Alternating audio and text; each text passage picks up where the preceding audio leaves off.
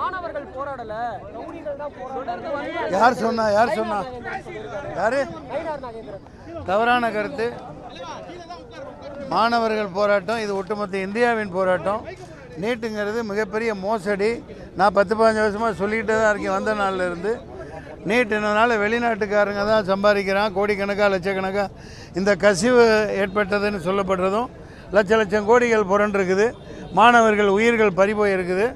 மாண்புமிக்க முதலமைச்சர் அவர்கள் நிச்சயமாக இப்போ எப்படி போன ஆட்சியில் மசோதா நிறைவேற்றி கவர்னர் பெண்டிங்கில் போட்டிருக்காரோ அதெல்லாம் பொருட்படுத்தாது மீண்டும் ஒரு தீர்மானத்தை மசோதாவை சட்டசபையில் கொண்டு வந்து அதை கவர்னருக்கு அனுப்பி டெல்லிக்கு கொண்டு போய் தமிழ்நாட்டுக்கு இதை விளக்க உடனடியாக வாங்க முடியும், நிச்சயமாக முடியும். அதை நிறைவேற்றுவார் என்று நம்புகிறேன்.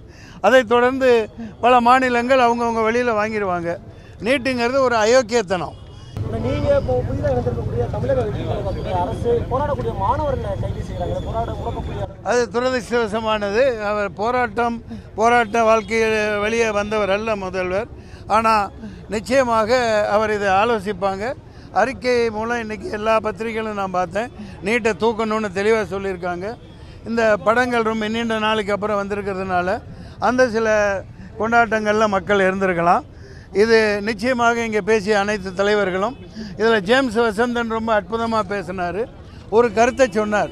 அடே புடலங்கா, அடே நாதாரி பயல்களா, நீ இதை அவர் அப்படி சொல்லலை, இது என்னோடய வார்த்தை. அதாவது இந்த நீட் எக்ஸாம் கோச்சிங் 2 வருஷம் வைக்கிறீங்க இல்லையா, 10வது 11வது 12வது படித்த பிறகு வைக்கிறீங்க.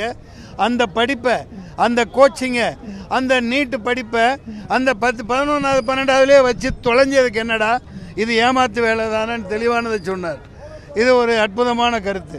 இது ஏமாத்துறதுக்காக நடத்தப்பட்டது தான். இது இந்த மாணவர்கள் காக்ரோச் போராட்டமாக இருக்கட்டும், இன்றைக்கி ரஞ்சித் தலைமையில் இதாக இருக்கட்டும், போராட்டமே வாழ்க்கை இல்லை. இதுக்கு எல்லாம் மூல காரணம் மக்களாக மதிக்காதனால தான். அந்த இவிஎம்ங்கிற ஒன்றில் ஏமாத்து பண்ணி ஆட்சியில் உட்காந்துருக்கிற வரைக்கும் இது நடக்கும். இவிஎம்மை தூக்கி போட்டு ரோட்டில் போட்டு உடைச்சா தான் நீட்டும் போகும், எல்லாம் போகும். இப்போ வா, அது நாளைக்கு காலையில் வெளியிட்டுருவாங்க, வந்துடுவாங்க வெளியே.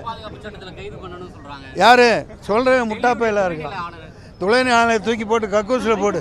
இந்த காக்ரோச் பார்ட்டி மாதிரி அந்த மாநிலத்தை ஆண்டுகிட்டு இருக்காங்க, இந்த இந்தியாவை ஆண்டுட்டு இருக்காங்க பார். அந்த பதவியில் இருக்கிற காக்ரோச்சுகளை பிடிச்சி முதல்ல அடிக்கணும்.